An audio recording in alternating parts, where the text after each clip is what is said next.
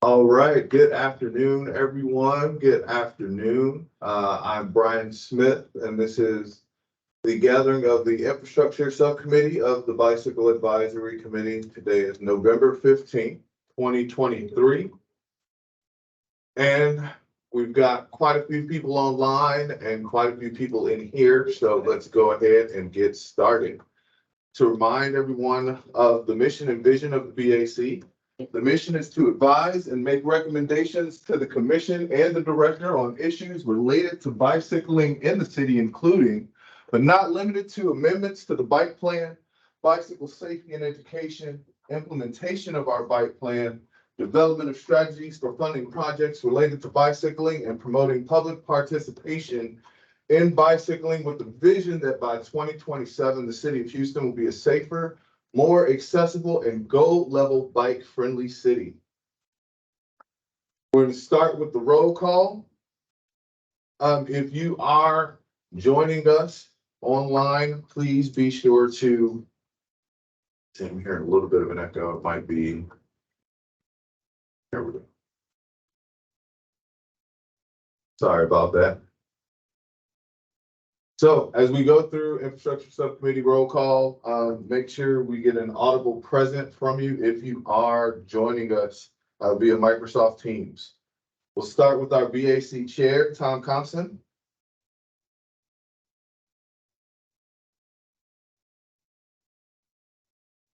All right. Our infrastructure subcommittee chair, Joe Catrufo. Present. Alejandro Perez.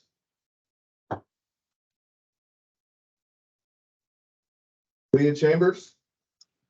Present. All right, got you, Leah. Lisa Griff. Present. Got you, Lisa. Trevor Reichman. Present. Got you, Trevor. Jessica Wiggins. Johanna Mahmoud. Ben Drews. Here. Got you, Ben. Amar Mohite. Present. Got you, Amar. Mike Van Dusen. Here. Got you, Mike. Ana Ramirez Huerta. Robin Holzer. Present. Our ex officio members, Ivan Lavacek. David Fields. Present. Juvenal Robles. Before we continue, anybody on the infrastructure subcommittee, did they join in during the roll call? Yeah, this is Tom. I was having connection difficulties again, so I'm here now. All right, gotcha, Tom. Any additional BAC members that are not on the infrastructure subcommittee that are listening in today?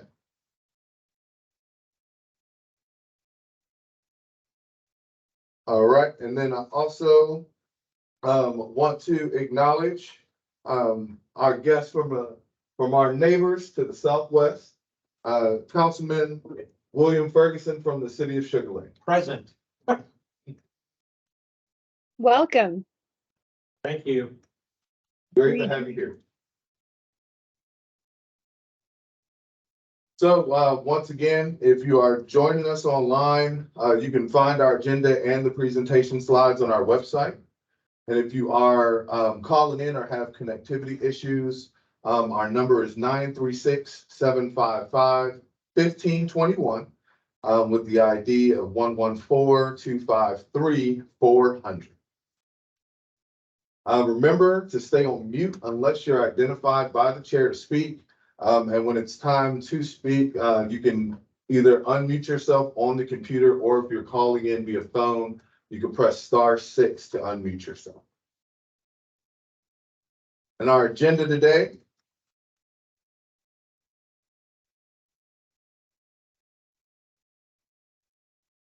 And we'll begin with the director's report from David Fields. Thank you, Brian.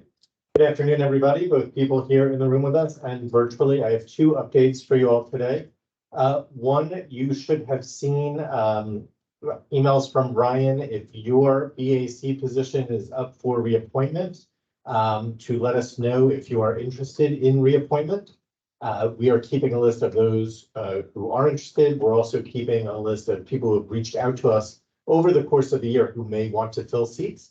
And we will put that package together, working with you all. So please keep an eye out for that and let us know so we can be working on it. As everybody remembers, those are recommendations from staff, but ultimately appointed by the mayor. The other one is, if you all recall, staff has been working for over a year and a half on updates to the infrastructure design manual, specifically chapters 15 and 17. 15 are basically all roadway pieces, and 17 is transit, head, and bike. Those are all pretty much packaged up and ready and will go into effect on November 27th, so the Monday after Thanksgiving. And we are planning probably in the new year to come into a presentation specific to the bikeways, updated bikeway standards that will be in the IBM. And that's my report, sir. Questions from the BAC? So we've got one from Leah. Hi, everybody. Joe, am I good to go? Go for it. Okay, David, you may have presented on this before, but can you give sort of some of your best highlights from the changes that are coming out of those two chapters? What do you think are the most significant? So broad brush, the updated bikeway standards are going to be very in line with the NACDO bikeways guides. So that makes us feel pretty good. There are updated crossing standards. One of the things we've heard just citywide, it's not bike specific, was just how far you have to go to find a safe place to cross. So we have an updated standard for that. And then something maybe a little complicated, but I'll give you the short version. It's called multimodal service standards. So instead of relying on vehicle level service as our base standard, it is going to be incorporating our bike plan, the Metro Next plan, the walkable places and TOD ordinance, and as well as a more balanced approach to all of those modes. That sounds wonderful. Thank you so much. And thanks to your team for all their hard work. I need to give a big shout out to Public Works. Planning was very supportive of this. We were part of it, but they led the charge. It was really a great team effort on this one.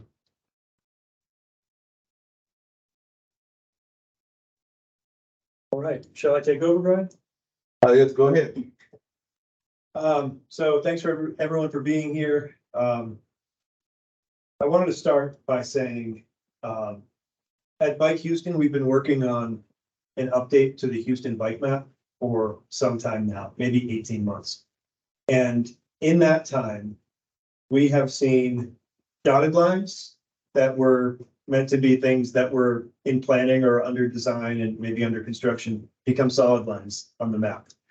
And this is a nice problem to have to make those changes while we're still designing, because we're building a lot.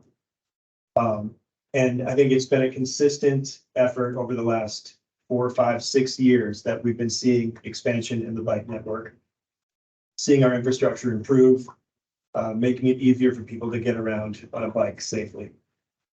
But an area that has been less consistent, and I'm glad to hear that the IDM is changing, has been on maintenance and detours.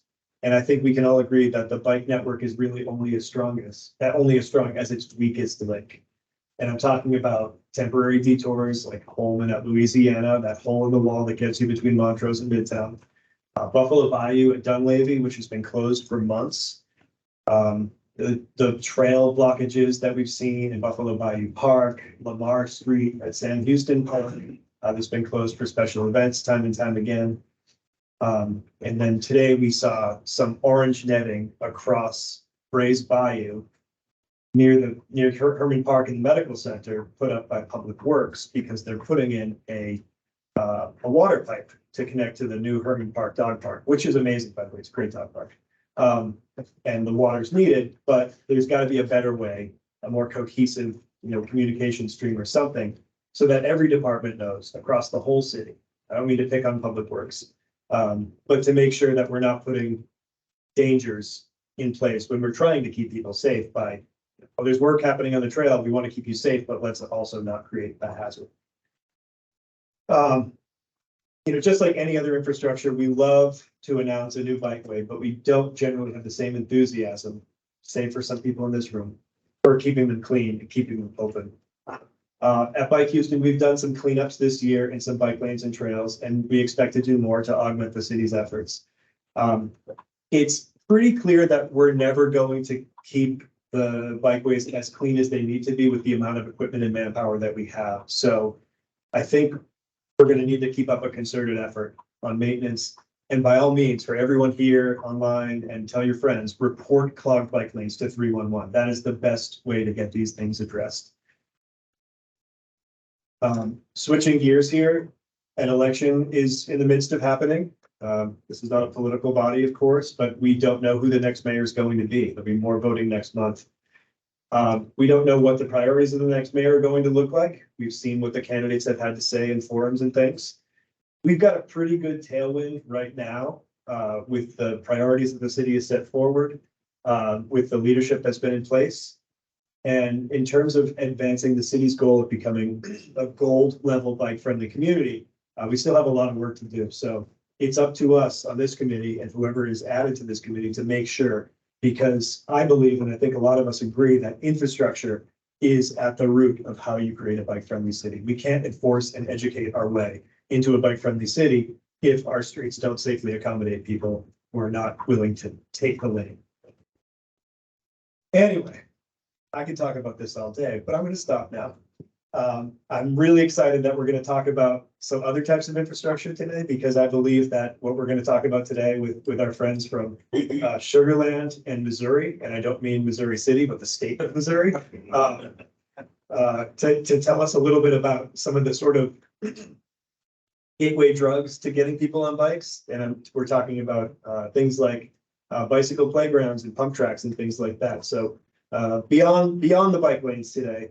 And I'm really stoked to hear about what's going on there. So I'll turn it over to Brian.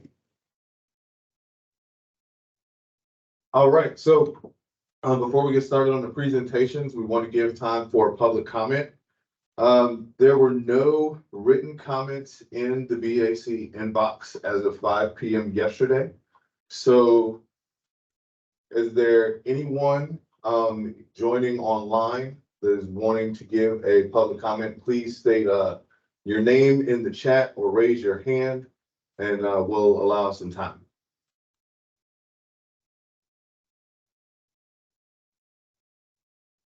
So I see Brian Dotson.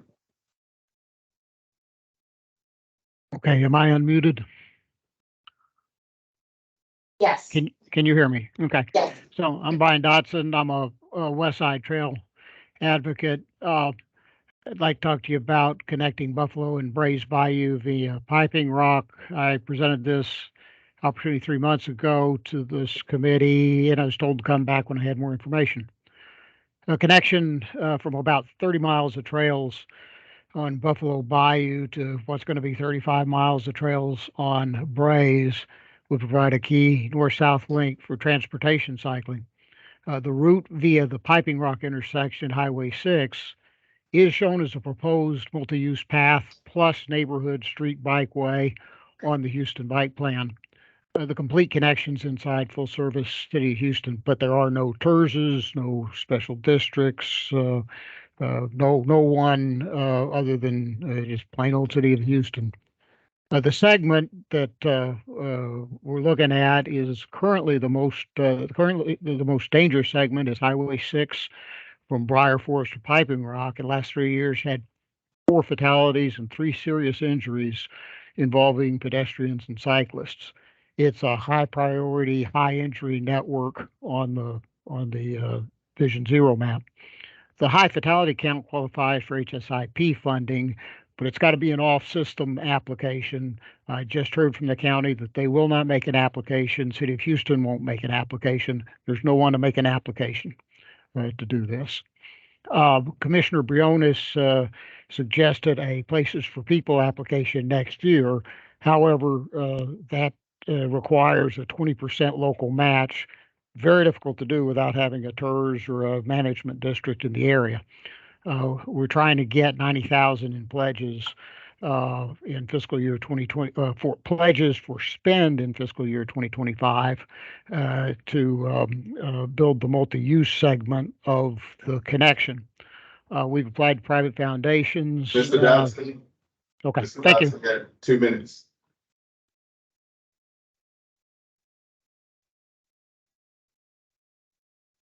Is it reasonable for us to ask Brian to give us his ask in like a 20-second sum up, 30-second sum up? I was done. I was done. Okay. I was updating you. I've been told that that's it. Thank you. Thanks, Brian.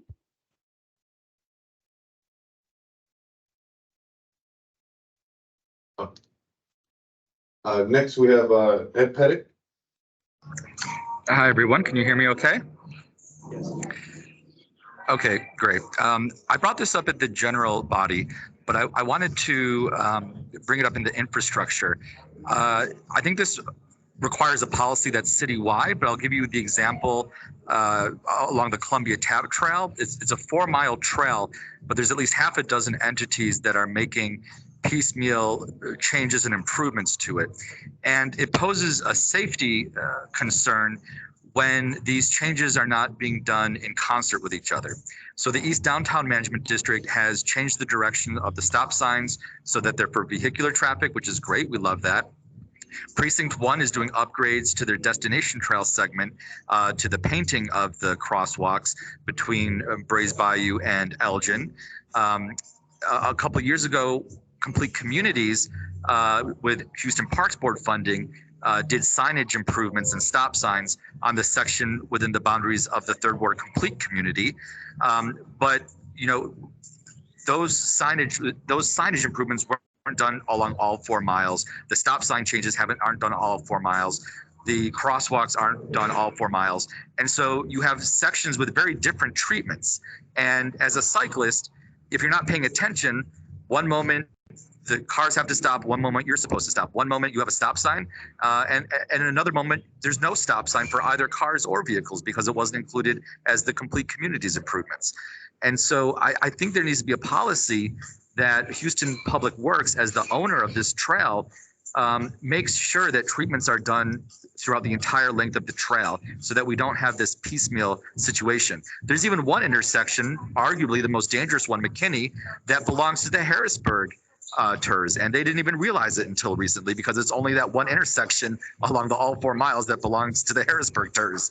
So, we've asked Public Works who the point person is for trails. They kind of reluctantly agreed upon Patrick Nguyen, and he's been pretty responsive. But if that's the case, I think he needs to be part of this BAC group representing Public Works if he's actually the point person for trails. Acknowledge.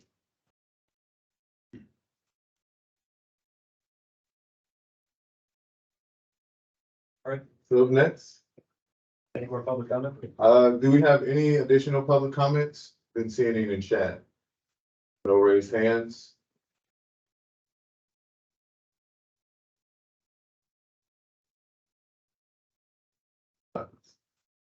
That's our hand. Yeah, okay. I don't remember doing that, but.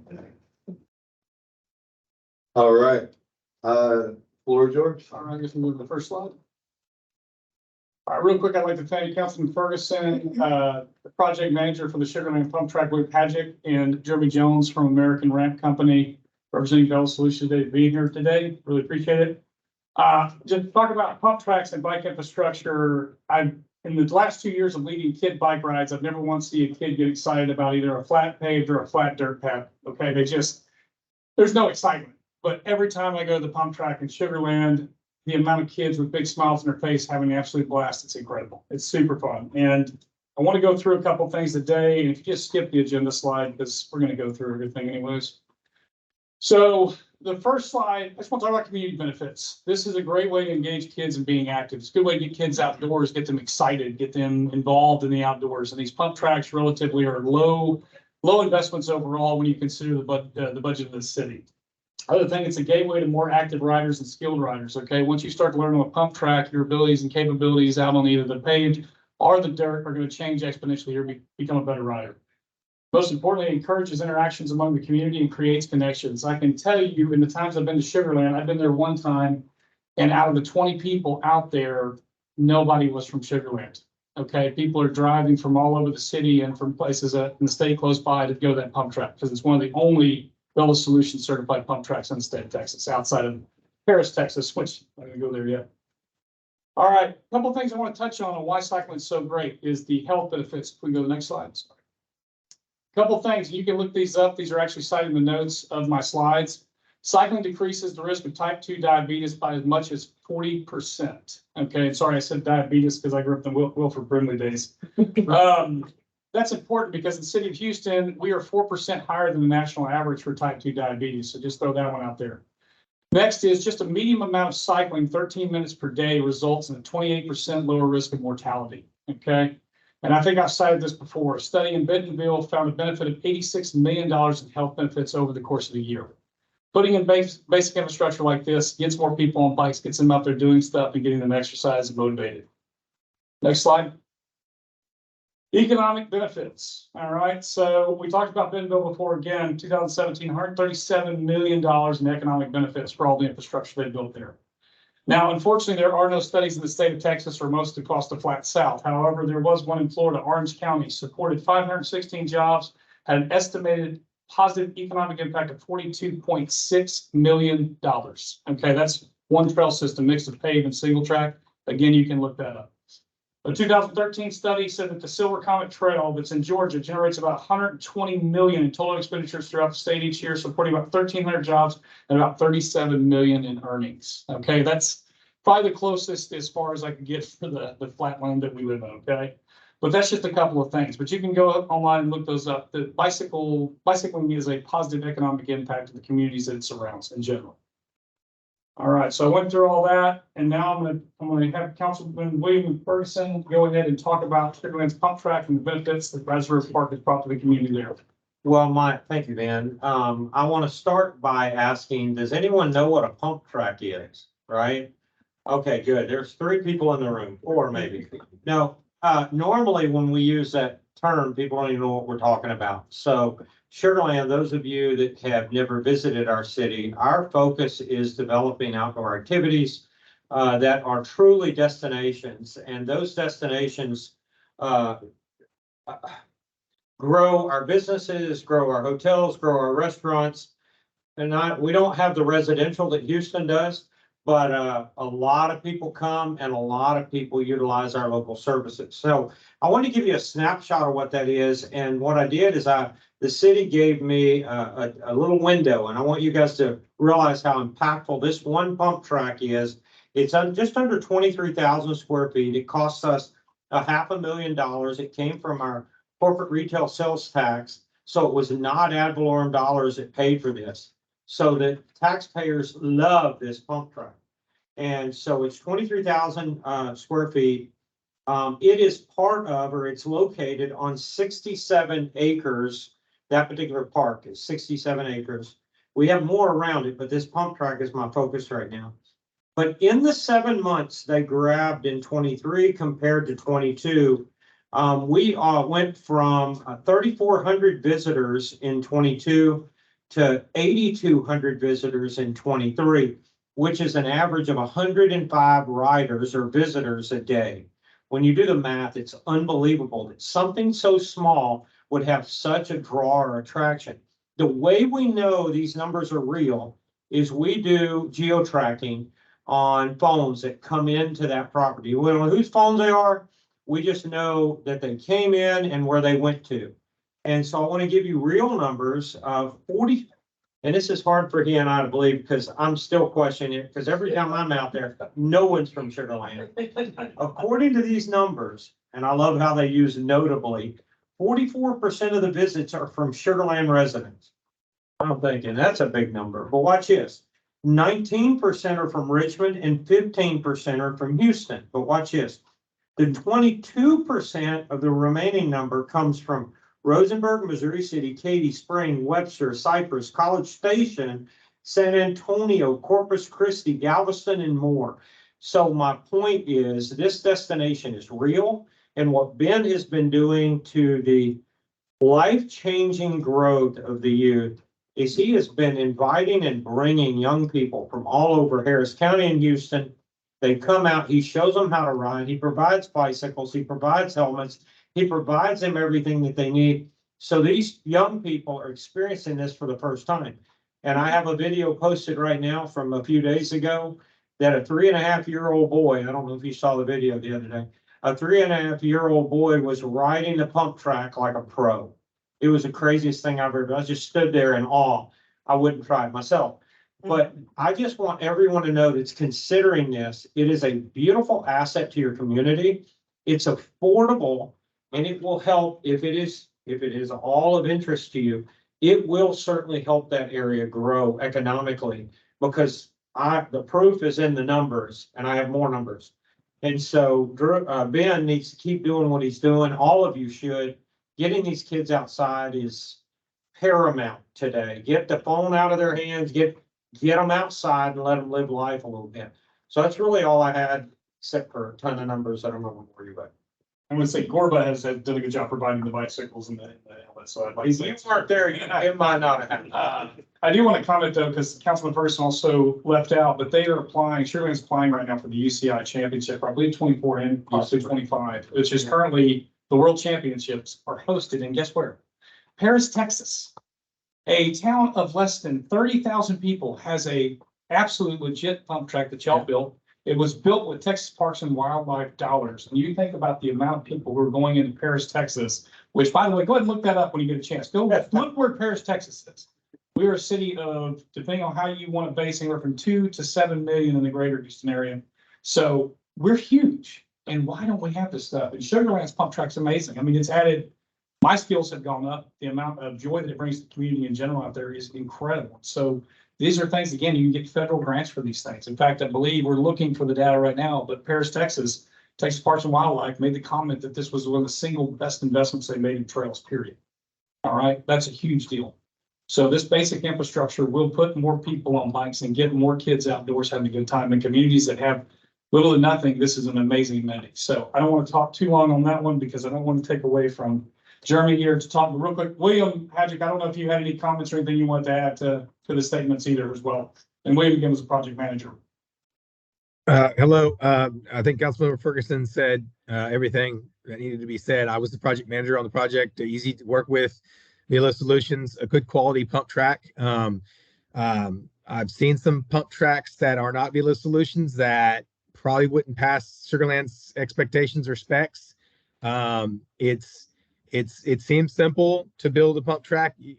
$500,000 is relatively low cost, but then some people are shocked a little bit by that number. But it's about building a quality track that's going to last a long time. It's not building a road. It is completely different than building a road. A lot of it's done by hand. I watched Velo Solutions, American Ramp Company, build it every day on our site. It's quite labor intensive. It's done a lot by hand, not heavy equipment, because of the shapes and the conformities. A lot of people want to know, why is it done in concrete? You can, but you can't get quite the pumps and the shapes and the lips that you can with asphalt. Ours has a wood wall ride too. That kind of increases the element. Another thing that we did was we proposed two options. American Ramp Company, we did like a preliminary design with them first. We presented the bike group, the local bikers, two options. They ended up picking option number 2, which is the one we ultimately built. That's about a little under 23,000 square feet. One of the things we did that was different than Paris, Texas, was A, our wood wall ride, but B, we have a beginner track off to the side. So if you go out and look at my pump track in Sugarland at the Crown Festival Park, near Brazos River Park, just off 59 near the Brazos River, you're going to see a little smaller track off to the side, which is for beginners.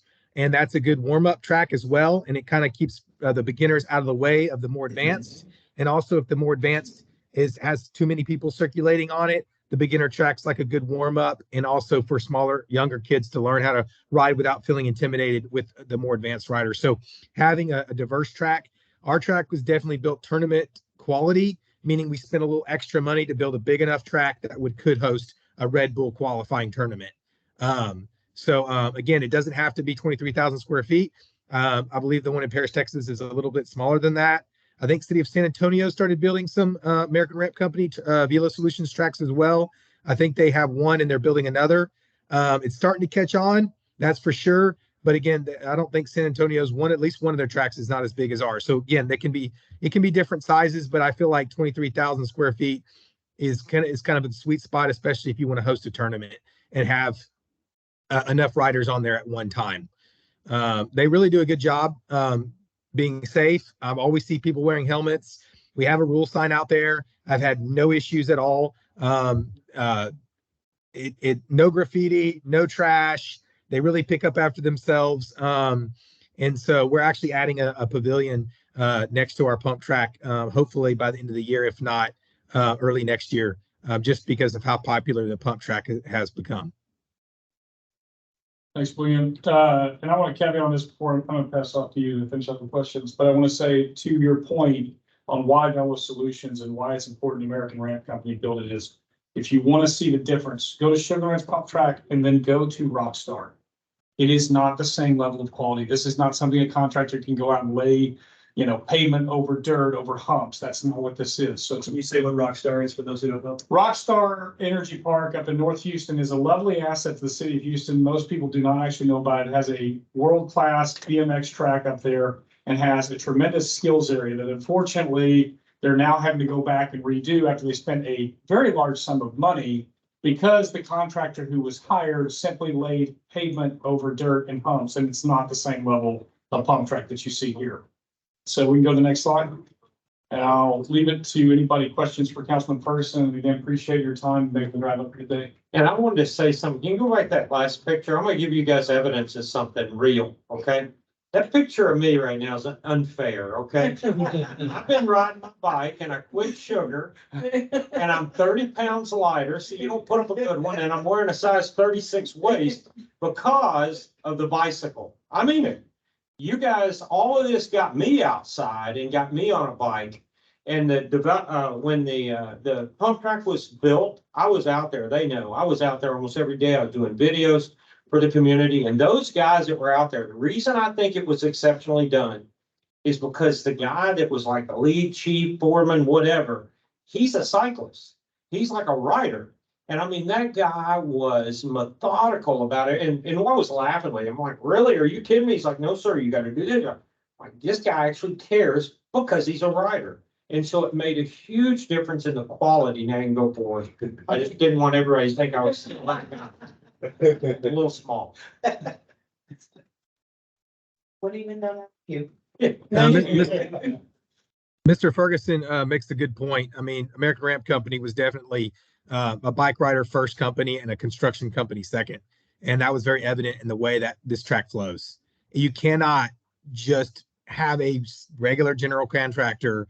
You can, but I wouldn't recommend just having a road and bridge or a public works contractor just paving a circle with some humps in it.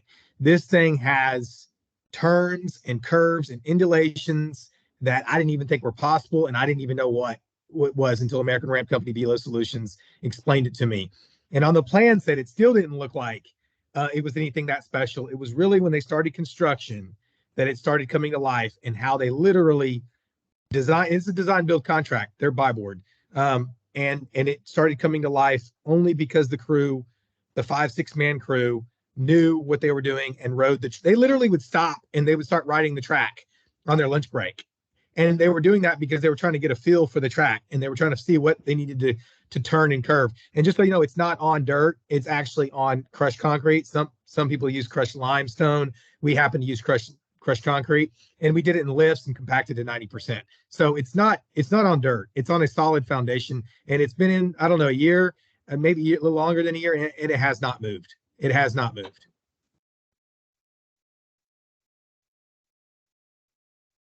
All right, if no more questions, we can move over to Jeremy from Fail Solutions. I could probably, I don't know if we want to wait for that. I want a couple of questions and ideas, I guess. I don't exactly know what a pump track is, but like looking at the pictures, it's like similar like to the BMX, but like more dips and jumps than average. Looks like a lot of fun. And when you mention like kids building up their skill sets for riding, this is like the perfect example because you know, riding in like smooth shared sidewalks and bike lanes, that's very easy and very confident and kind of monotonous, I guess, right? So these pump tracks I see can like boost your awareness and what like imperfections on the streets will look like, and build up skill sets for like children growing up. I really like this idea. I'm glad you guys came and presented. I'm already thinking of like where could these fit, and I'm thinking like detention ponds where like there's big old circle tracks around it that can probably easily fit something like this. Just adding some asphalt. I mean, it already has crushed concrete on top of it. So lay out something like this on some sort of level, and that would be fun. You know, like if you're like riding somewhere commuting and you have extra time, like, hey, we're gonna just do a loop around the pump track and then go on your way afterwards. So I think these are really awesome ideas. There was a comment in the chat too about, you know, could this be built at West Oaks Mall? And the answer is, yeah, they can be built anywhere. I think Joe and I talked about this when we were talking with Jeremy. Is I think what's more important is making sure that we put pump tracks close to a paved or a dirt trail. It's phenomenal what it adds to the Sugar Land mountain bike trails. If you've never been to Sugar Land mountain bike trails, if you're a beginner, you're learning how to ride, they have a wonderful, flowy, beautiful mountain bike trail. But this pump track being there, so you can go in, warm up, go on the pump track, and then go up the trails or do the trails and come back to the pump track, however you want to work it, is very convenient. So I think being close to systems in, you know, normal park trails that are already there and having access, I think that's very important because you're biking to that versus having to drive to it. Unfortunately, I have to drive to Sugar Land. I live part of the day where we're connected to Sugar Land and just ride down there and go do it, which would be blast. But yeah, I think that's an important note is, you know, West Oak Mall is not bad, but is the infrastructure there for people to be able to ride their bikes? Is it safe to be able to get to there? So I think that's what you have to ask yourself. The question is it safe for kids to be able to traverse to get there? Because like in North Line, when I lived there, you know, there's a lot of places kids can't get to those parks. So it's not beneficial if you don't put in the infrastructure to help these kids get there as well too. So just a thought when you're thinking about where you want to put these, there's tons of land in Houston. We can build lots of things all over this place. It's insane what we can build. We have the land. So, but yeah, the parking lots, Joe, I think you mentioned in certain areas where parking lots don't have the same number, they're not utilized, you know, donate that to the city, make it city land, and then put a tract on there. You have the protections under Chapter 75 that allow you to have a recreational area right at your own risk and protect the city from liability in that sense. But yeah, this stuff is, you want to have it connected in that sense. If I were to comment on that real quick, mine is ADA accessible because it was over $50,000. I did have to make it ADA accessible. You're not seeing in this picture, which is behind the camera, is a sidewalk no more than 5% slope from the parking lot. So I did make it 8-foot wide sidewalk, less than 5% slope. So it is ADA accessible. It's recreation, so the pump doesn't have to be ADA accessible per se, but you have to do access since it's over $50,000. What I wanted to throw in there is the only way this even happened. I wish I could say I had some clue that, you know, council's going to drive this idea. The reality is to Ben and all the other cyclists here, it took people that are, you know, they've got a vision, they've got a dream on how we can move a community to sort of a healthier place while we're growing our economy. And I'm telling you, man, our team, you know, William, everybody knows this. Our team just took it and ran. And I want to say it was no more than a 2-year process, sort of from the vision to the completion. Felt like it was 20, you know, because you're excited. We've since added zip line. We have a zip line adventure to the same park. The cyclists were all upset about that. Now they love it because it all works together. It is a healthy community we're growing while we're growing our economy, and it's working very well. I think if you look at us compared to other cities, and I hate to say this, we are possibly 15 to 20 years behind everybody else. And if we don't do something quickly in Houston to encourage an outdoor, you know, an outdoor avenue, a recreational environment and we don't improve that sort of lifestyle that we have, because here in Houston, we're angry drivers driving on parking lots. That's what we are. Okay. We're because there's nowhere to go. You know, we widen every single interstate, we widen everything, we do all this stuff, but it doesn't improve our ability to move. We get angrier and angrier and angrier.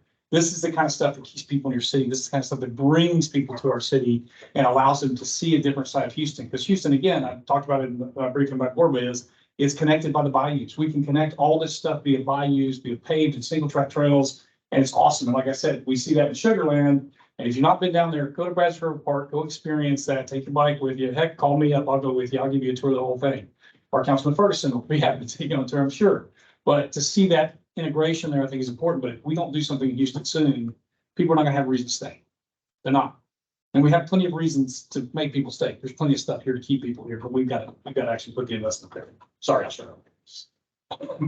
Apologize. Yeah. We got Leah. I think I missed it, but how long was the construction phase? It was, and I don't know if you have the real, did you have the real date? Yes, sir. I think it took us about 4.5 months to construct. Say 6. Okay. Yeah, it's gonna feel like 10 years, I swear. and Everybody's in the parking lot, everybody's on social media, everybody's like, what's going on? And Yeah. 4.5 months feels like 10. so I couldn't keep people off of it at the end of it. Yeah. At the end of construction, I couldn't. But Mr. Ferguson's correct. About 2 years, which I think is pretty fast track for cities, from initial conception, funding, preliminary design, construction documentation. The biggest hangup for me was this section of land is leased land from University of Houston, Sugar Land, and I had to get some of their permissions first. It had to go to city council. The lease agreement had to go to city council amendment and had to go to city council for approval. And then I had to all the design documentation had to go to U of H's Board of Regents for approval before I could start construction. That probably was the biggest hang up. I probably could have gotten this project done in 1.5 years if it weren't for U of H, but because for U of H's kind of some of the slowdowns there, 2 years, but construction, 4.5, 5 months. They did it in the wintertime. They love us because we don't have snowy, icy weather. So American Ramp Company, and they're not really used to working in 109-degree temperatures. So I actually timed it just right where I got them in, I think we started in the December. Jeremy probably can remember, but I think we started this project in December. We were shooting for October, November. There were some delays because of U of H. I think we started in December and finished in about 4.5 months, but they like us because they get snowed out up north. This is a company that does tracks all over. I dare I say the world, Europe, American. We used, of course, the American Ramp Company, which is in America, but they build Velo Solutions, which is their partner, builds tracks all over the world. But American Ramp Solutions builds them all over the United States of America, all over. They're very popular outside of Texas. We're just starting to see the light of day.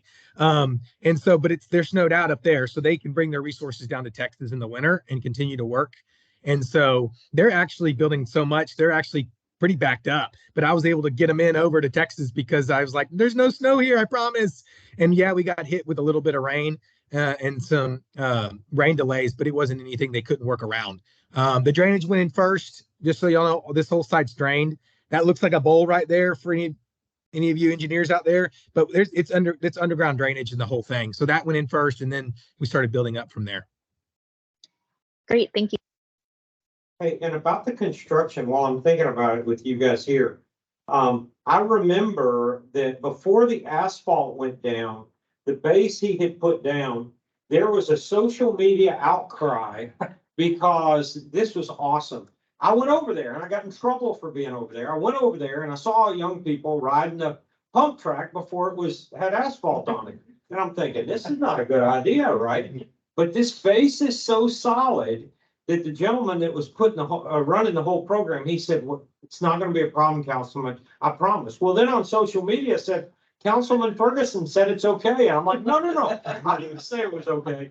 And they later asphalted, but the base is solid enough that they were riding it before the asphalt. I don't think I knew about that. It's all, man. It was wild, the comments. Everybody's too excited. Oh, yeah. All right, any other questions, I guess, for Councilman Ferguson? I think you got a meeting. Yeah, I got one more. I love you guys. This is great. All right, and yeah, to Amar Mohite, yes, American Ramp Company, and they are the representative of Velo Solutions. So I saw you ask in the chat there. And Let's leave jump that. yeah, and when we send out the post-meeting email with the minutes and everything, we'll make sure to have the website, contact information, and all of that as well in there. Hey, and a funny point, if I may, about American Ramp. The cyclists, you know, the experienced super cyclists, they know it all, right? We run into them every day. I'm not saying Ben's one of them, but the cyclists were on social media saying, American Ramp, I wouldn't use American Ramp, I'd use so-and-so and so-and-so. And here's what's funny, when the whole deal was over, I cannot tell you how many people said, you know what, I was wrong. I was wrong. It looks great, it rides great. And I'm like, oh, I endured that for months, but they nailed it. And I'm not here to sell them, by the way. I'm here to sell that activity. That's my dream. That's great. Well, that being said, I guess we can get started with you, sir. Great. How much time do we have? I know we're okay on time. Yeah, we're awesome. Great. Okay. Well, I guess a couple things to start off with. Thanks so much for inviting me. I was, this has been so fun and I did not expect to revisit all this, the Sugarland project. Just the reminders of Williams talking about all the details with U of H and the sequencing we went through and it's, that's not something I necessarily expected to get to reminisce on today. So that's fun.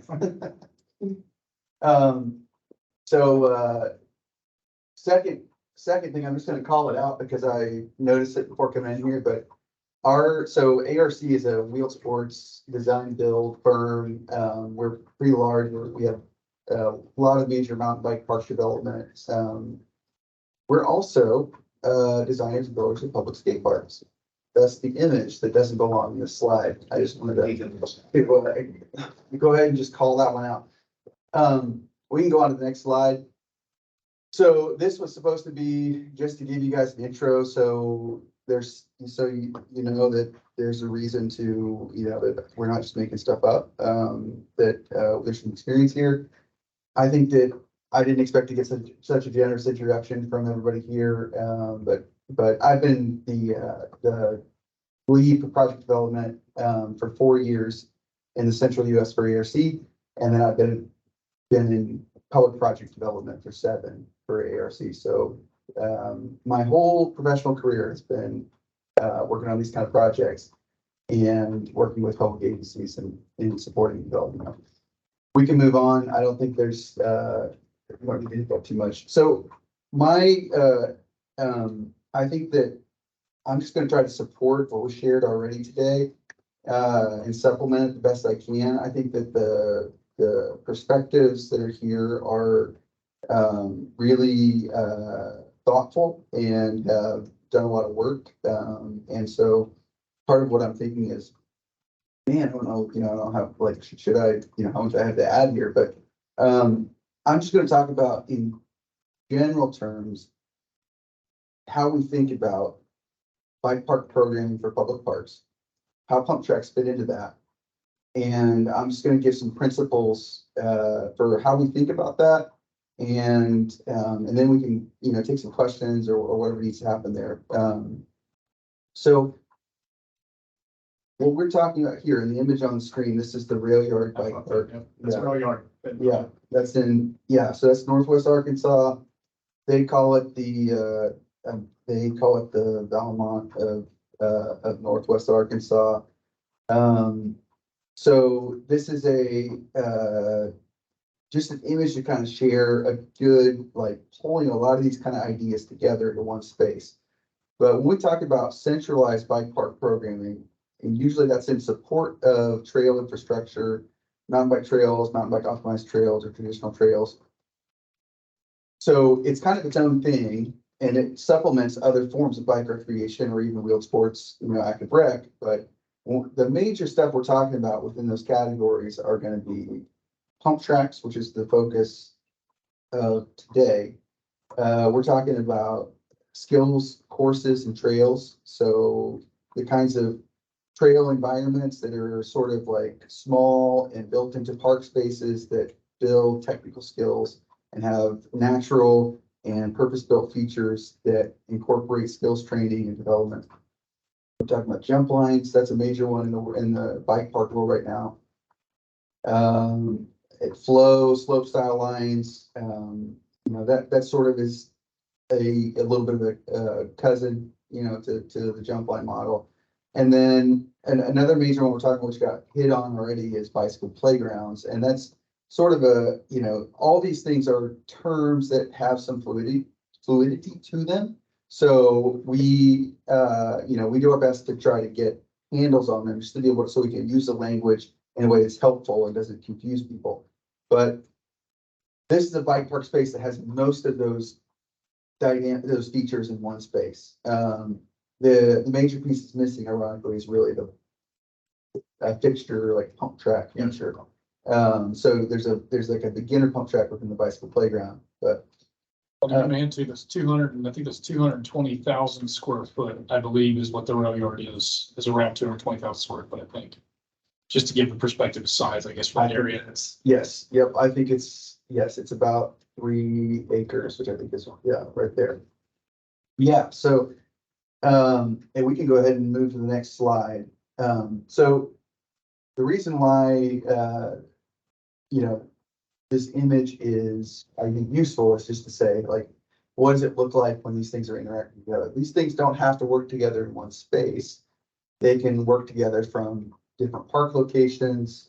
We were talking, the difference between neighborhood parks that are meant to serve smaller service areas versus large parks, that we're talking about that are meant to be a regional destination and whole, secondary markets, that kind of thing. But when we're planning and thinking about these kind of projects, what I would encourage, and the great thing is that you have people here that are already way ahead on a lot of this stuff, but what I would encourage thinking about and being able to collaborate with a team like us or, a consultant about is these kind of principles when you're thinking about planning. So the first thing that I got pulled up here is, I'm sure this is a very familiar term, but we talk about access and enrollment. So when we're planning something, we want to think about how does this provide access to this type of recreation, this feature to the community or service area? What kind of access are we trying to provide? And then when we're also integrating that into a program standpoint, your bike parks in your city or your bike recreation, we're thinking, how are we thinking about limiting the barriers to enrollment into that program, right? So a good example on a project like this is, having the kind of gathering spaces and the kind of bicycle playground, like low barrier to entry zone, close to the entry near the gathering space. You're going to pull people in that you wouldn't normally get if it was just a bike park that was designed for a specific core audience, right? And so that's the kind of, that kind of thinking is helpful, especially if you have those kind of specific goals. Diversity of experiences is something we think about a lot. And so even from the smallest park, if it's just a simple neighborhood skills course, small project, little, we're talking about maybe a third of an acre or, land to use, that kind of stuff. We're always thinking, and this goes back to what you were saying earlier, Ben, about it's never exciting to ride a flat dirt. And just to expand on that further, so how do we think about introducing the kinds of features, no matter what project size is, that are going to be dynamic and are going to provide some level of diversity. So and there's different reasons for that. One is we want to provide the best ride experience. We want to provide the kind of great, like a diverse learning opportunity. But we also want to think about, when I'm a rider and I'm going to ride this park or this space, we want to make it big enough that I'm not going to feel like after riding one loop that, well, I got that, right? And that's pretty much it. So even if it's a small experience, it's just like thinking about how that's integrated in. making that something that is sessionable, where it's like, I want to try that one again. I want to go back and see what that feels like again. And it's not just like well, I went around twice and I really know everything that's happening. So, just things to think about. Coming on the diversity experience too is what we usually use is, I think the word is progressive normally. And what you want is the ability for your new rider who's never ridden at all, has the ability to go out there and have a great experience, but at the same time, be able to push themselves and progress across the course. And so like a good example is Sugarland has a smaller beginner track. So, I mean, I've seen adults go out there and they have to kind of learn on that one first to go through, but they all have that chance to have experience and then move to the more aggressive, more intensive, more skilled track over time. Exactly. So that progressive experience. So you can continue the session, like I said, you're having a good time on the beginner line, but you're able to slowly gradually move up across the board and improve your skills. Sorry. No, that is a great, yeah, exactly. And that's a principle that we can think about within a specific project and space, and also pull it out further and think system-wide. How do we think about that, right? Like, how are we covering a progressive skills approach? And also, is a rider able to develop their own pace? So those are things that just by being aware of them, help you point yourself towards a more successful project or program.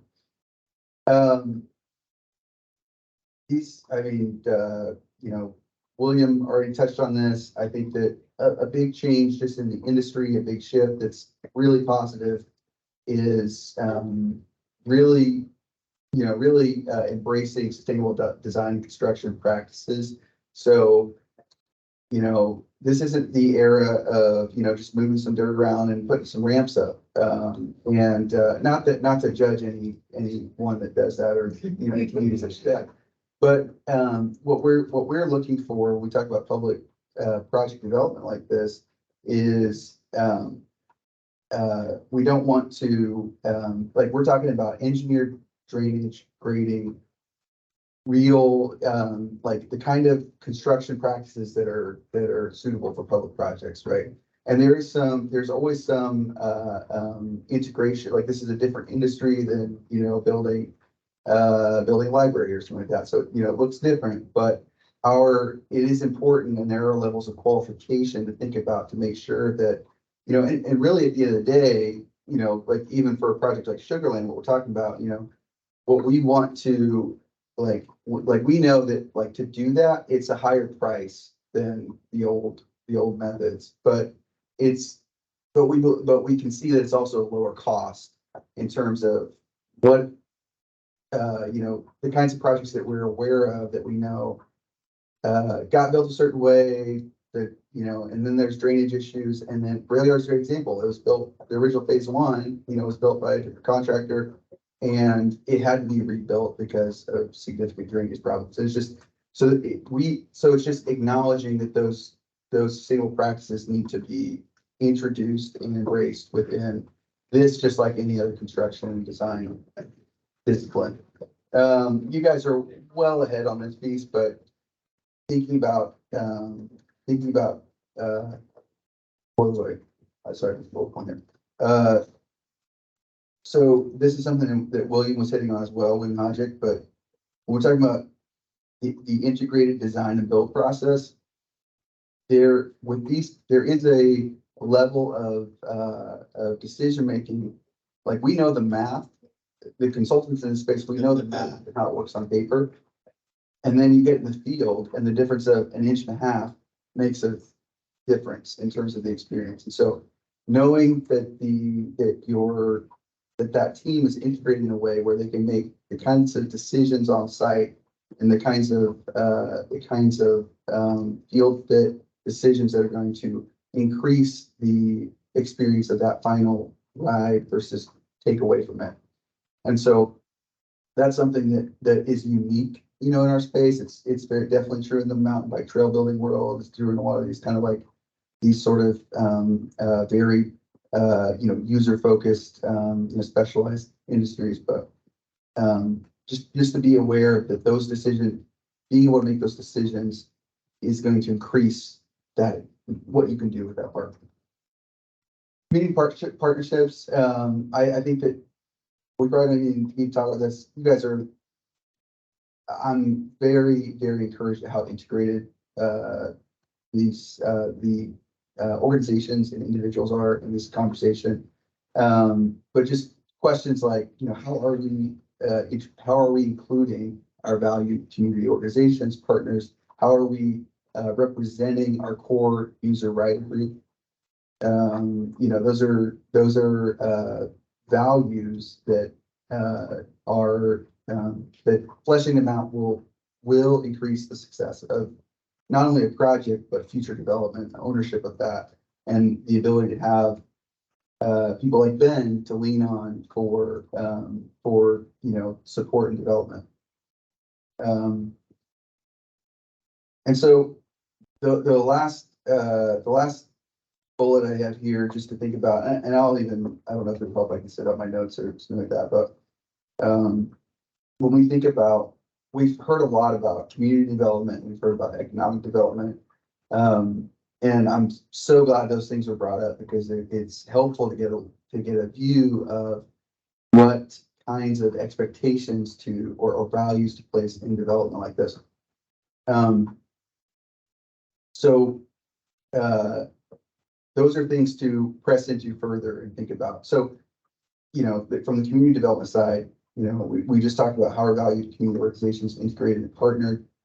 How are we serving our valued community partners and core users? We think about service demographics. So if we're talking about within a specific service area for a small park, or if we're talking about for the larger Houston metro, how are we defining that? And then how do we, so what are our values in providing access? What are our values in removing barriers to enrollment to the program? How are we thinking about multi-generational or multi-skill use? That goes back to the progressive skill conversation. We already touched on core users. An interesting question that you'll get to think about is how do we know when we are done? How do we know how do we have a value, a mark for this is what it looks like to build the kind of infrastructure that we're talking about? And then it's how do we operate it, improve it, or program it, right? And so those are things that I know I'm introducing a lot of, you know, just maybe like open-ended questions that aren't super helpful in terms of the short term, but what I'm trying to communicate is the ability to think about those things is going to help point the needle in the right direction in terms of how do we think about, like, if we are going to do a project, what is the right project, right? And what is the right way to go about a project like that? So all of these things lead to a system-driven approach, a system-driven thinking that is, it's more useful, it's more successful and holistic than if we just look at a single project and don't think about what's happening outside of that and work on that in a vacuum. So that's mostly what I have to share. I think that I have some more slides here just to show some visuals and some of the stuff. If we have time to go through it, we'll go through it. Great, okay. So just this is just sharing some different kind of visuals for some different types of bike park amenities. We're looking at different kinds of servicing. We're all looking at sustainable build methods. So top right, probably not a great angle, but we're looking at jump lines and a pump track with your connector trail in the middle. This is in an all asphalt bike park. It is in Cleveland, Ohio. It's the Cleveland Metro Parks bike park. And it's a multi-program bike park. So pump tracks, bicycle playground, and jump lines are the major components of it. It's all hard surface. Their focus was on sustainable as possible, the lowest maintenance possible, cost of ownership, keeping that low. They're going to be the ones that own and operate it, right? So their values are sort of infused in that final project. That bottom right photo is the jump line for that. So you can see how, just from a sustainability standpoint, you know, you're working with hard surface materials, and then those the feature there is actually a pre-engineered bike park feature that is, a kicker ramp is one of the highest impact areas. Anytime you're achieving those kind of shapes, you're going to get a lot of impact on them, obviously, or if you don't ride mountain bikes, you load up and put a lot of pressure into that lip of that feature. And so, if you're looking at traditional dirt kickers, then it's just that shape changes very quickly. So it's not a problem unless it is a problem, right? So that's why this is thought about this way. The bottom left is actually a project in Hot Springs, Arkansas, Cedar Glades. And this would be like a very simple natural surface skills course that's sort of enhanced by some purpose-built skills features and natural features. So you can see there's some kind of like natural rock features there. The surface is built up. It's natural surface, but it is like lifted and tilted. So there's drainage happening on site. And so that's when you start looking at kind of like enhancing natural surface materials to be able to look at a small park like this and whether this is a standalone piece or it's supplement or integrated into a larger bike park. We can go ahead and move on to the next slide. That's a larger photo of the hot spring. Oh, sorry, this is the same photos. You can just go to the next slide.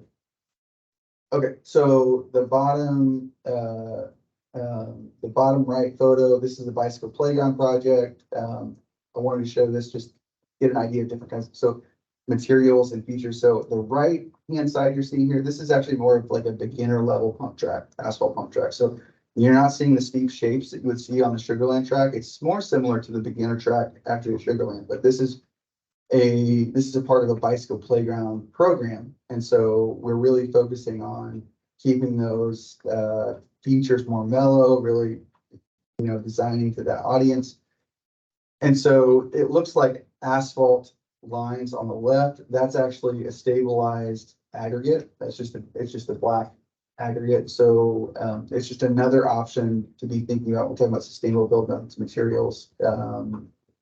It's a level lower than asphalt, but we're talking about improving from the raised and tilt trails like the Hot Springs project, considerably. So just thinking different options that are available, that kind of stuff. We can go on to the next one. This is what we've been talking about all day. This is a asphalt pump track, Bill Solutions asphalt pump track. This is a good example of the kinds of different options that are available when thinking about, when you're thinking about who's going to own and operate something like this. You think about all the little things that go into maintaining something. So this actually is finished. It's very similar to the Sugarland track. It's smaller. This is in California, the city, but those infields are actually a permeable pavement. So similar to like some of that playground surfacing, it's like got an aggregate in it and recycled rubber in it, and it percolates water through it. So drainage is really good, but what it means is just that you don't have to. So that's something that is one of those things that, it can seem like it's another example of where it's like the price is higher, but maybe the cost is lower if you think about the kinds of support you're going to put out there. Yeah, hopefully just get a visual of some different kinds of options and like how those things can fit together.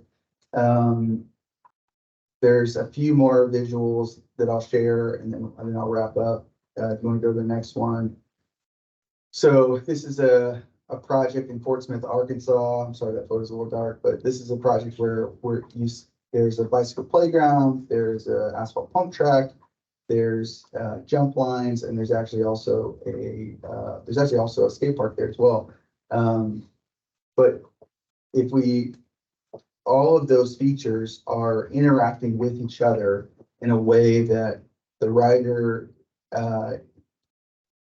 progresses through the park in a way that really makes sense from a rider standpoint. So for instance, the pump track integrates into the jump line. If you go to the next slide, I think we'll see some of how that pump track kind of works. And so you can kind of see off to the left a little bit, there's some skills trail and jump line structures. Go to the next slide again.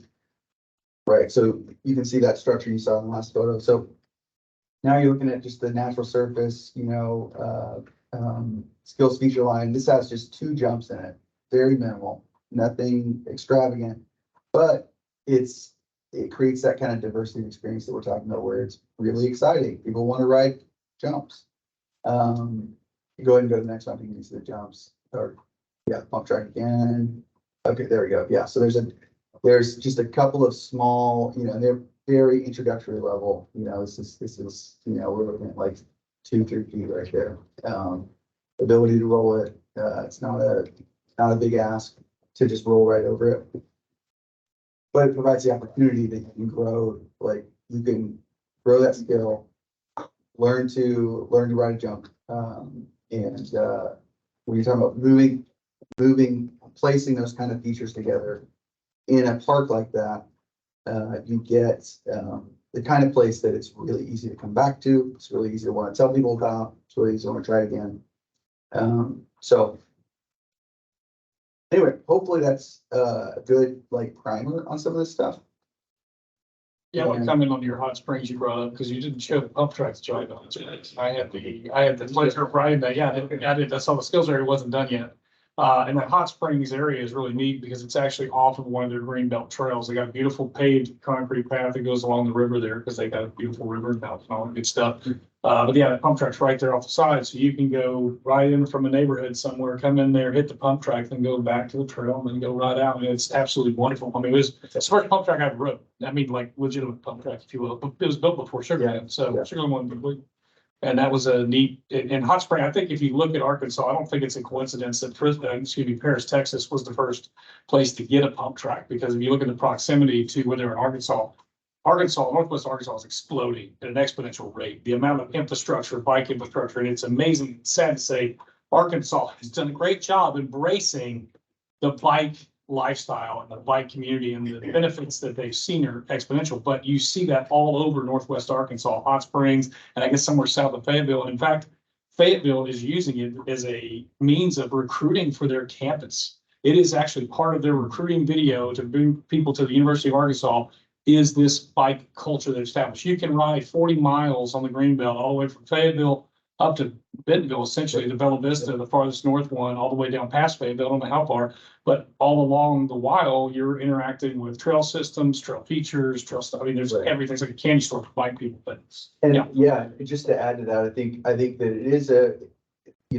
we can look at it and say it is a really unique example because of the amount of funding that small pocket of the world has, and they put a lot of it into bike infrastructure. But what it's done is, we're talking right now about Hot Springs, Central Arkansas. We're talking about Benton, Arkansas is doing stuff. We're talking about Little Rock, and these are places that are far away from the Northwest Arkansas corner. They're really that kind of development is filtering down, and it's not necessarily because, I mean, it's a lot of it is because they're putting their dollars into that because they're seeing the success of it somewhere else. So it's interesting because I think it's easy to maybe write off the state of Arkansas because of there's a lot of Walton's have a lot of funding to. That's weird. We don't have any big businesses here in Houston. It's very strange. There's no billionaire businesses around. So weird.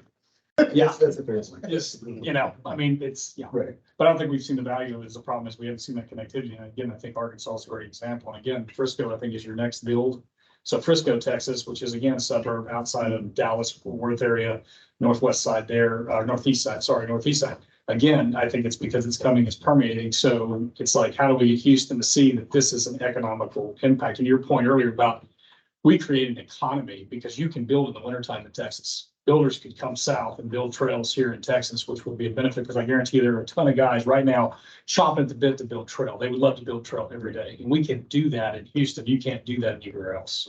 And so there's an economy there again to be had to build this stuff. And it would be massive because again, we're 7 million in the greater Houston area. Yeah. So that's just saying. Can I ask a question? Yeah. Is there a usual type of place where these get built? Is it more common that it's on public land, like you're adding a pump track or bicycle playground to an existing public park? Or is it more common that it's private property or just vacant property or something like that? That's a good question. My first answer, just from experience working in this, or working with public parks, is that the most common land that we get to work on is floodplains and capped landfills, because that's what ends up being parkland. For most, it's usually land that's not usable to develop for other things.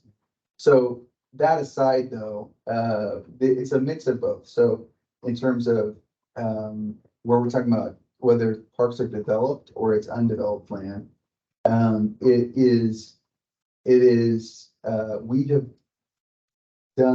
we have completed plenty of projects and planning for areas that are undeveloped.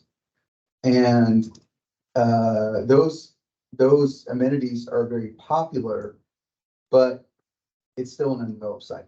And so if anybody that's involved in planning and thinking about the principles of how to do that, we know that that's not something that's we not something that we want to just create and leave there in a way that, and so I would say, but it does happen a lot. And we do a lot of work. So there's some projects where it's a whole park development. And we come in, a company like ours comes in as the sub consultant for the bike park design, right? Or build, or whatever piece of it is. And so there's all this planning happening at once, and there's, a splash pad going over here, and there's, whatever feature here. And that can be, from a small park to a large, massive project. And so in that case, it's kind of all happening at once, right? To an undeveloped park. And then there are projects where there is it'll be an existing park that's already developed, and it's more of an improvements project. So they're thinking, how do we add something to this park? We already have the access, the circulation, restrooms, the, basketball court, whatever's there.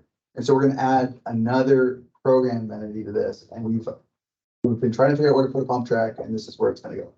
So that happens. And then I would say the third example is, when it comes to public projects, is if there was already, so like the example of, maybe there was a dirt BMX track or dirt pump track. There was some kind of bike feature that the community kind of integrated 10 years ago. It's really kind of gone by the wayside, and it's really time to we're going to do a bike park improvements project. We already have the program technically, but we need to actually create something that, is sustainable. So those are, most of the time, it's some form of those categories. And every once in a while, there's a project where it's truly undeveloped, and it's what they have, and they're we're gonna build a pump track here. And so, or a bike park, and that just happens well. Trevor's comment, Tom, I guess Trevor's comment, I want to just talk about that one. I actually do have a road bike. I have a tri-bike, true story. And I will say that for mountain biking, I bunny hop the gigantic cracks on the pavement, and that's from skills learning and everything else. So navigating urban obstacles, potholes, and just the general gladiator run that we do in the Houston area in general. So yes, this would definitely add to that for sure. I think Tom has a question. Yeah, thank you. Jeremy, you may have noticed, I don't know if you're from this area, but we have a lot of freeways around Houston, and a lot of it's elevated, and we've got acres and acres of real estate under those elevated freeways. And I'm wondering if your company has ever developed any of these kind of facilities under an elevated freeway. That is such a good question. My intro to that would be, Ben knows that I did notice because I got lost 5 times when I go here. So, but that, yes. So there are specifically the models so far, and this is really more industry. We've done two major projects in the US that are, sort of industry recognized, that kind of thing. But this would be on the public skate park side, right? And that's really been recognized in terms of an opportunity and a path for development for public agencies, or when there's, there are projects where there is maybe, it's a major DOT project and there's partnership with the city to develop some community spaces, that kind of thing. It is, there are several conversations happening right now, just for me personally, where we're working through major communities who are asking that same question. And I think it's just kind of live, just like everything in the bike park space, because really, when it comes to public bike parks, in the history of that, we're talking maybe 15 years, in terms of really being something that's identified by a city to develop in a centralized area. There are a few outliers, of course, but the Velo Solutions pump tracks, are 12, really only been around 12 years. So this is a relatively emerging type of recreation within the public sphere. It's following the trajectory of the public skate park industry, which is 30 years old, 32 years old, something like that. So, all that to say, a lot of the things we've seen modeled in the public skate park industry are happening just at a delayed time frame within the bike park pump track space. So I would say yes, I think it's a huge opportunity. Sorry for the long term.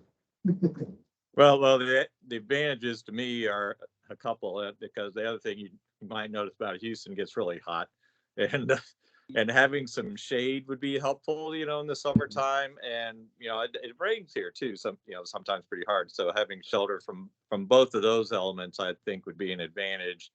And then all you have to do is work something out with TxDOT, and how hard could that be? So that's why I raised the question.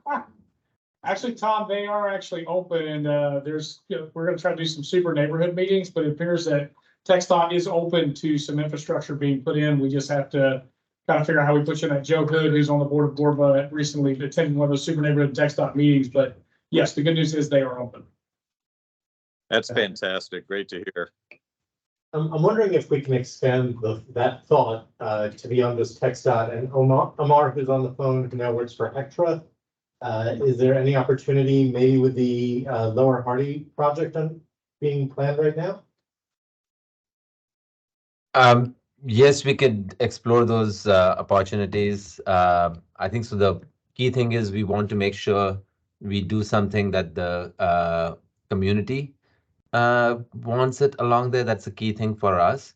But I think so. Anything, the two things we are looking for on that is how we are going to who would manage the programming, which is it's building and maintaining is one thing, but who would manage the programming if that is something we just need to think through, and we would have to make sure that is something that the community wants. And so it is surely I think so, as we have further discussions with the community, as we get into the more specifics of the project, that should surely be an open opportunity for discussion. I think so. There was I think so in my previous role at Precinct 1, we did an educational playground. There was a desire to do a pump track, but we said, let's take baby steps and first do the bike education playground, which is now built in 5th Ward.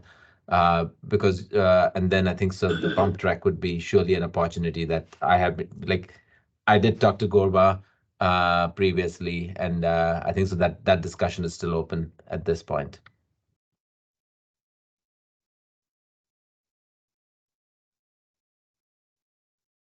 Any other questions? And Lisa just acknowledged her in the chat. She said very excited to see all the great bike parks. Bike parks with lots of potential. And so I will close it out briefly. So during the Bicycle Advisory Committee meeting in October, we distributed as part of the slide deck the biennial report that kind of covers some of the same bikeway data, the mileage data that we have been sharing every 2 years with the BAC. And with that, we've been noticing that there are also some new information that we could possibly be gathering, some requests for information from BAC members.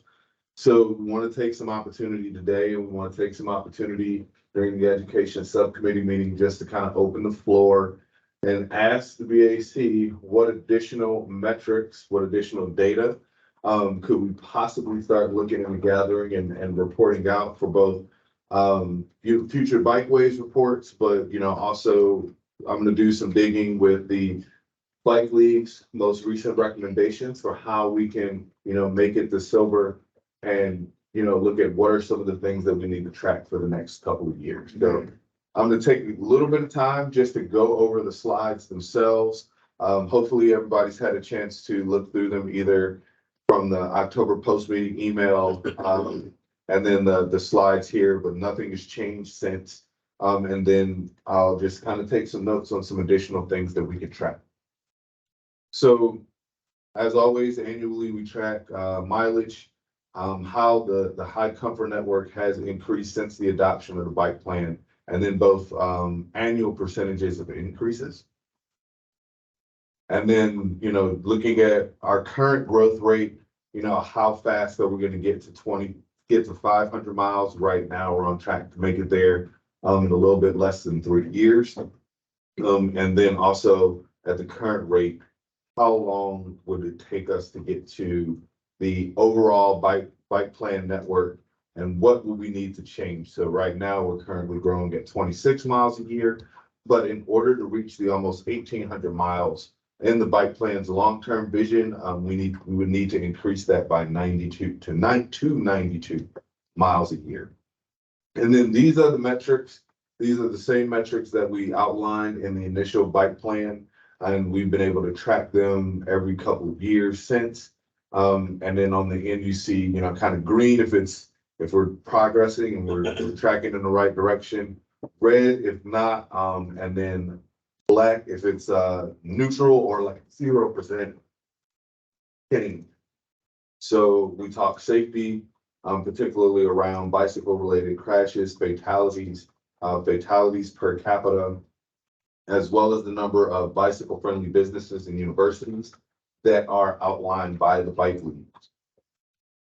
And then for increased access, most of these particular data points deal with the census data and the existing bikeway network.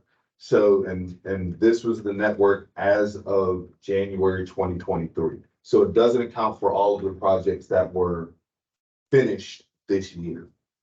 But we look at jobs, population, we look at, minority, low income, vulnerable populations, who has comfortable access to the greenways, and then also access to transit destinations like schools, libraries, community centers.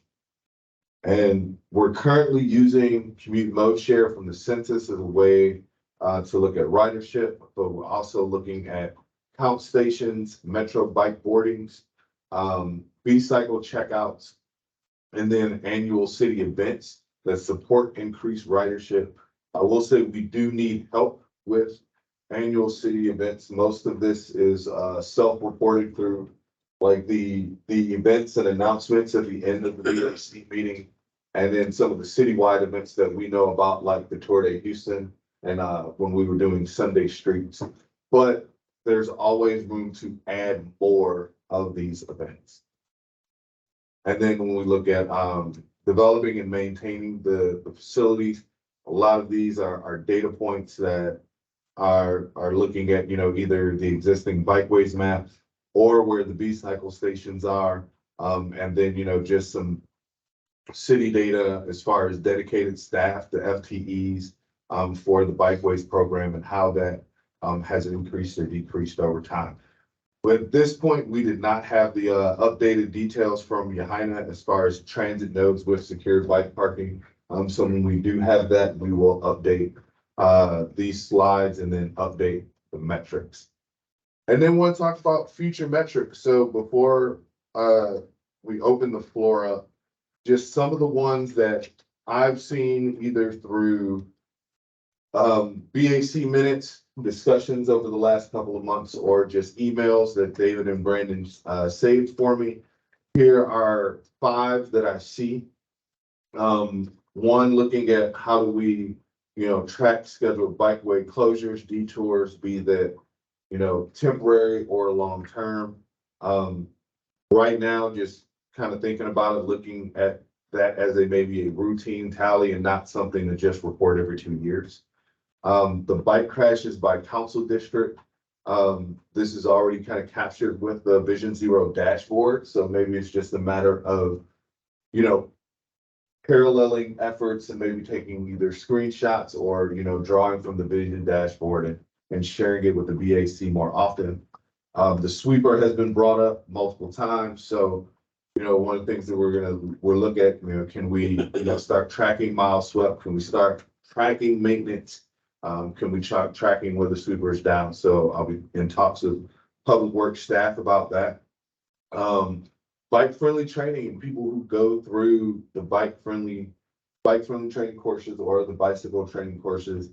The metric, we track it in previous reports, but I'm just not confident in the numbers. I think there are way more people going through training than we're actually seeing, and we just need some help at gathering that information. And then another one that was put up was the share of the transportation budget spent on cycling. So, you know, how much money have we spent on constructing bikeways? What is the share of the transportation budget? And then one of the future metrics that was in a previous presentation from 2 years ago that we don't have up here is bikeway mileage as a percentage of overall road mileage in the city of Houston. Unfortunately, we have so many miles of pavement that the amount increase over time would be statistically insignificant. You know, 400 something miles as opposed to, you know, the tens of thousands of highway miles that we have. It's just not a sensible number to report. But that's what I have, and I just want to see like and some things that we want to look at is, you know, can we start tracking these? Is it appropriate for, you know, the every 2 year reporting? Is it something that maybe with the quarterly BAC reporting? And you know, so how we look at, so I'm gonna kind of take your feedback and we'll discuss it amongst the staff and I'll give some recommendations to David and we'll see what we can continue to share. Steve. Yeah, a little more context. So throughout the course of the year, we get requests from many, many different people for many, many different data sets, and staff does their best to go find it and collect it and be responsive specifically to BAC members. It is not the best use of our time every couple of months to go track down a new data set. It is a lot more strategic if you can all give us a good idea of the categories now, so we can be tracking it and we have it and we can automate it throughout the course of the year. And that doesn't mean that, you know, should something really unique come up, we won't go and do it. But in our efforts to get more done with our staff, this is really our ask to the BAC to help us be strategic in the data we're going to collect for you. Okay, so a couple things here. I'd be curious to know, Brian, do you have, or this is an incredible amount of data here, but I'm curious to know if there are other cities who have a set of data that they routinely provide, or if the league has like a few of these. Like there's a lot of metrics here. Are there a few metrics that others tend to use as regular things to report on? That would change on a month-to-month basis or quarter-to-quarter basis. So I haven't looked at other cities. A lot of the metrics that you see here were identified in the original bike plan and we've carried forward, but a lot of the data points in the bike plan also parallel what we have to put on the bike friendly community application. Good, okay. So I'd say maybe 75% is what we put in the application. Okay, and so my second item here, unless I'm wrong here, I didn't see an actual count of people. Right, we have 4 permanent counters, is that right? That the city owns and maintains? No. Okay. So we have 4 permanent counters in the city limits. HGAC manages those counters. Either, you know, and through, I think maybe Parks Board might on some of those counters, but yeah, those, and I actually just was in a training maybe about a week or two ago. And HGAC is launching a new counter program where we'll be one of the ones taking those counters out, but we'll, kind of lean on them. As far as drawing their counters, we don't have any ourselves. Okay, so I guess if I were to make a recommendation here or make an ask here, and this is gonna take some coordination and some time, but if we were to try and take the HGAC counters that exist, the Parks Board counts that they seem to be doing all the time, because every time I'm on a trail, I go over one, with the two black, rubber strips. If I'm not mistaken, TxDOT has at least one in the city limits, right? That would be Holman, is that not a TxDOT?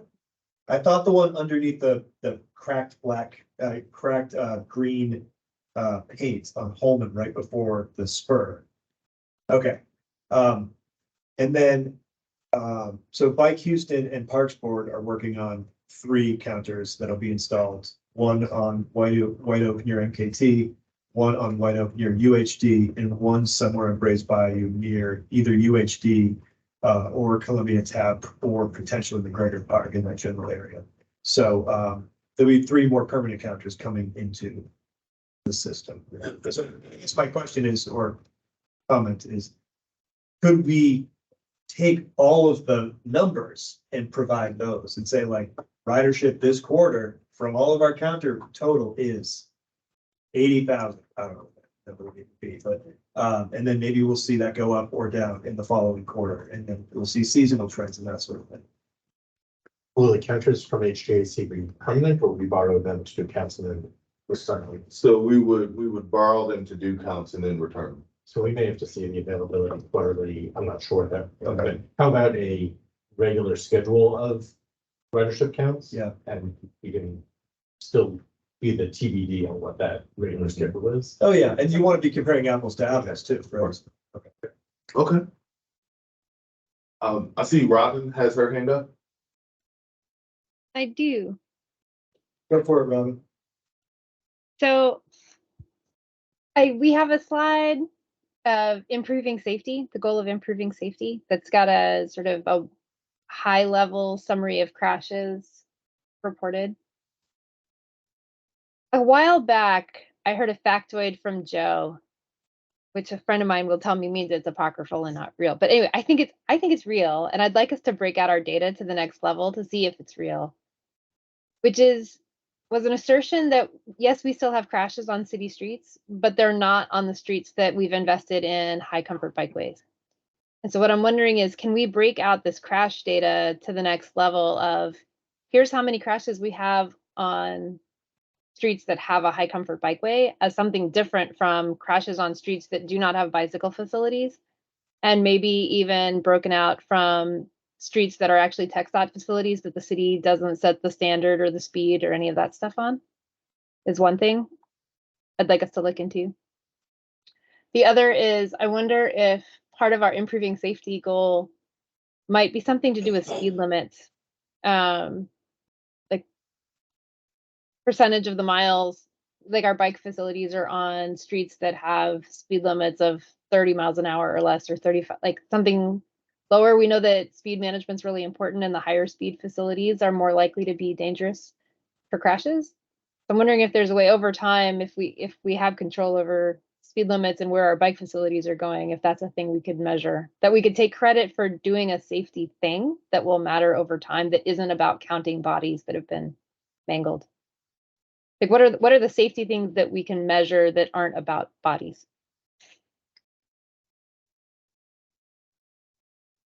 So, yeah, yeah. So 2 thoughts and responses. One, I think I'm going to quote Joe and clarify it, is we've had no fatalities on roads with high comfort facilities. I don't know that we could say we've had no crashes.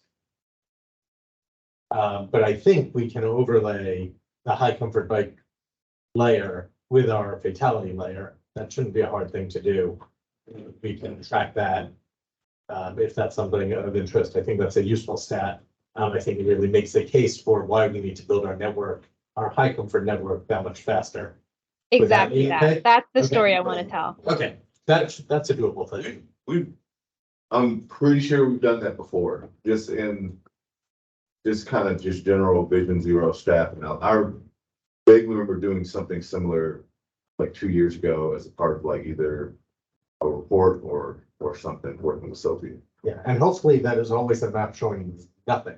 Well, which I comfort with nothing else on it. But yeah, I think that should be doable. The second question, I think we just need to give some thought because we do build high comfort bike facilities even on higher speed streets. So I don't want to discount that investment, which are very important also. Can we go back and mold that one a little bit and try to get you what you want, but maybe not exactly that thing? I mean to be nudging a concept more than a specific Okay. do this requirement. I'm interested in how do we make our data slightly more granular in a way that will set us up well for storytelling on future grant applications and CIP requests and so on, to say that the work that planning and public works are doing and Parks Board and TxDOT and the county and all of these different groups, that this work is moving the needle, is making a measurable impact that deals with Brian's point about there are so many miles, maybe we can make a statistically significant difference across a whole bunch of streets, but to really tighten up the focus to be like, on the places where we're making an effort, here's the impact we're having, so that we can help get more funding to make more of that happen. Let us mold that. I think we understand where you're trying to get to.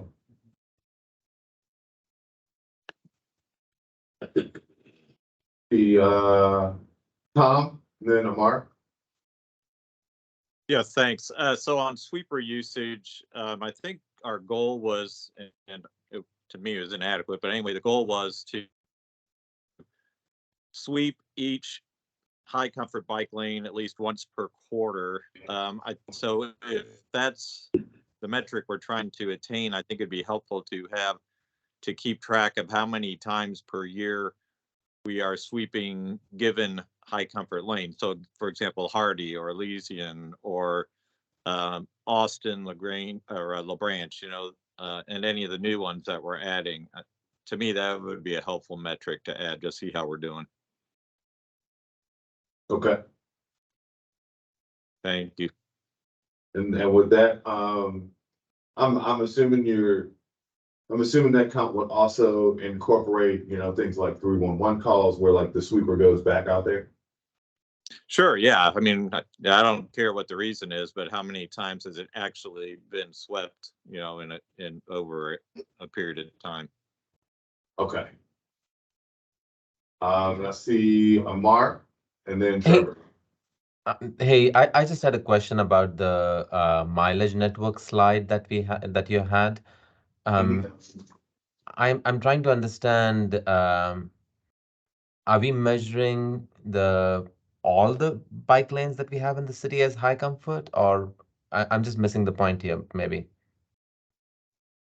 So the mileage counts all of the bikeways, all of the high comfort bikeways within the city limits, regardless of who builds them, plus the bayous.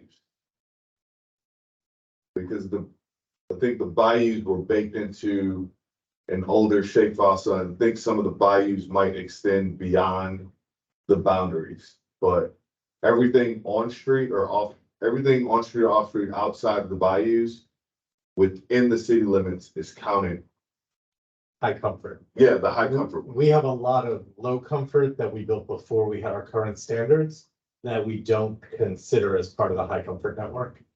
And we're little by little working to prioritize those where we can as part of our repaving schedule to upgrade them from low comfort to high comfort. So those will start showing up. So, I mean, this is showing that in 2017 we had 270 miles of high comfort, or am I reading this incorrectly?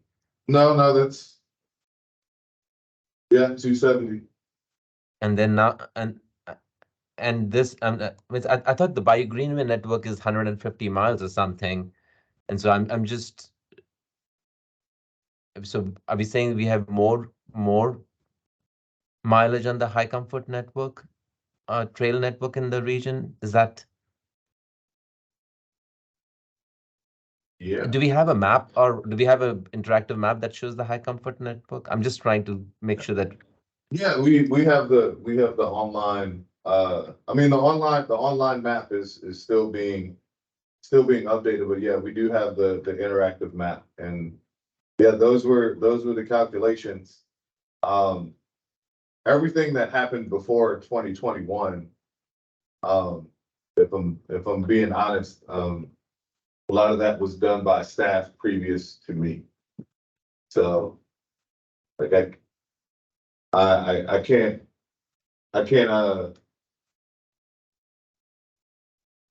say how we got the 270 in 2017 because I was still in grad school in Detroit. But we have a layer Yeah. that shows them all. Amar, if you'd like, we can get with you if you have history. We know you do have history, and we can walk through to make sure all the data sets are accurate. Yeah, I mean, this is just for making sure that I think so since these numbers are being published, I want to make sure that they're reasonably accurate. Yeah, we would too. Thanks. Maybe a point of clarification that might address two things. Sorry, Trevor, just on this same point. Is it possible that part of that 270 are streets? Yes.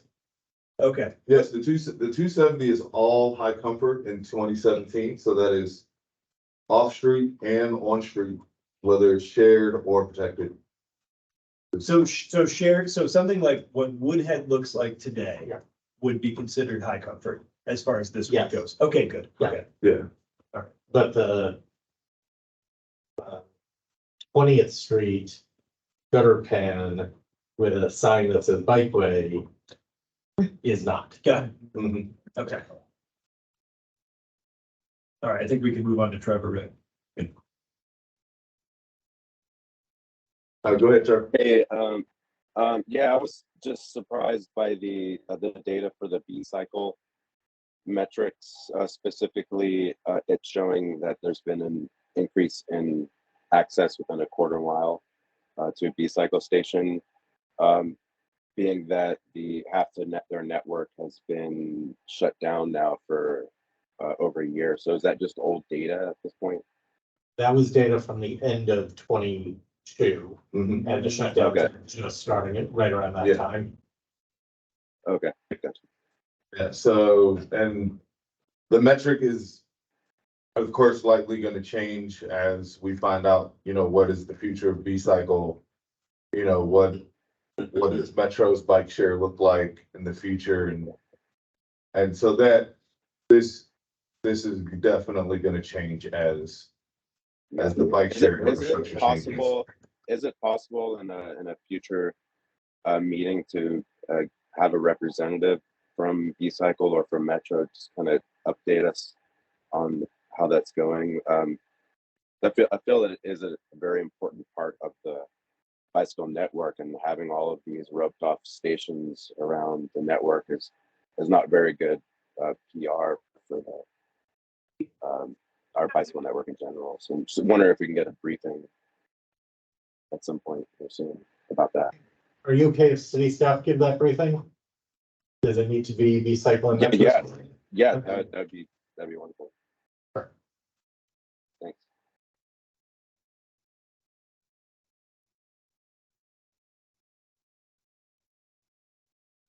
Check the chat real quick.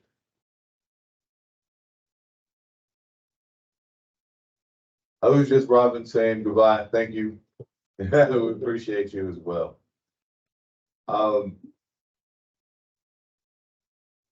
Do we have any additional questions, ideas? So don't think that this is the last time that you'll see this information.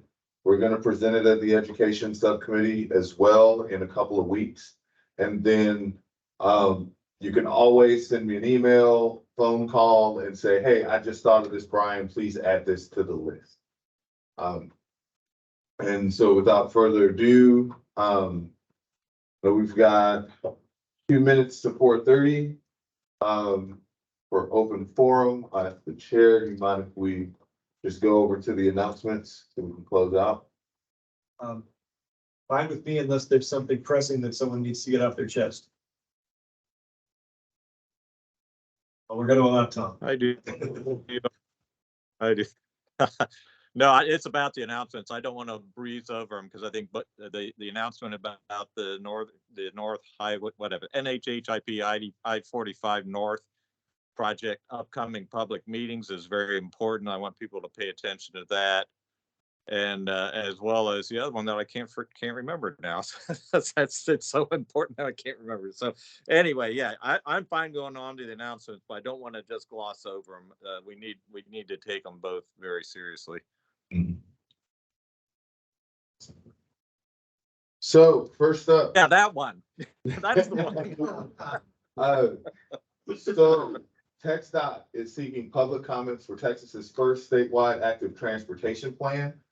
First off, thank you for everybody and the BAC members that showed up last week, Tuesday, to give comments to TxDOT as they can continue to get feedback on their plan. So they're taking public comments, they're taking feedback, and you can go on their website and get the details and see the information that they're looking for. And they also have an interactive map. What is important is that your comments must be submitted or postmarked by November 30th. So they have to be on the website, they have to be submitted via email or their portal, or mailed in with a stamp no later than November 30th. So please participate. Well, we did talk with TxDOT staff, as well as the folks that are working with them on the plan to try to see if we can get them to come out and present to the BAC as they continue to move forward with creating the plan. And I would share this with, if I could butt in real quick, please share this with any of your friends who are fellow advocates, because we really need to spread the word. TxDOT has not done, in our view, a tremendous job of publicizing this. So it's up to us to make sure we get the word out and get people to submit comments. Thank you. Thanks, Tom. And as Tom mentioned, the NHHIP public meetings. So the I-45 project, there are going to be 3 meetings coming up in December. They're all broken up by which segment that they're going to talk about on those meetings. The meetings can be joined in person or virtual. You can use the website. Also, if you have a copy of the slides and you're going through the slides, you can pull up the QR codes from your phone. If you have it up on your screen, should work. But please continue to participate, continue to give feedback. The NHHIP has been something that we've been working with TxDOT on for the last few years. So don't get tired yet, please. And real quickly, I mean, you say you've been working on it. I mean, literally, David, I know you have, and I can't remember the lady's name who's specifically tasked to this, but it's reassuring to me that you folks are directly involved. And like every other week, you're meeting with TxDOT, is my understanding. Is that correct? That might be underselling the number of meetings. Tracy Fernando and I, yeah, as well as our friends at Public Works and many of the city departments, police and fire. We just had a call this morning with fire on things. There's a lot of people working on this. That's great. But yes, thanks. Please go to these meetings. Please. And then upcoming subcommittee and committee meetings. Remember, so the education subcommittee is going to be December 20th. Just like this month, we're moving it to the 3rd Wednesday to just acknowledge that everybody may or may not be around December 27th. Bicycle Advisory Committee is going back to the 4th Wednesday, January 24th. And then the Infrastructure Subcommittee for February 28th. All the meetings are at 2:30 and continue, as David mentioned, with the upcoming appointments and reappointments. Please be patient with us as we're going through the process. And we'll be seeing everybody, if you're not in the Education Subcommittee, seeing you all next year. That's all we have here, staff. Everybody enjoy your Thanksgiving holiday. And enjoy the rest of your day. Thank you. Thanks, everyone. Thanks. Yeah, thanks, everyone. Bye.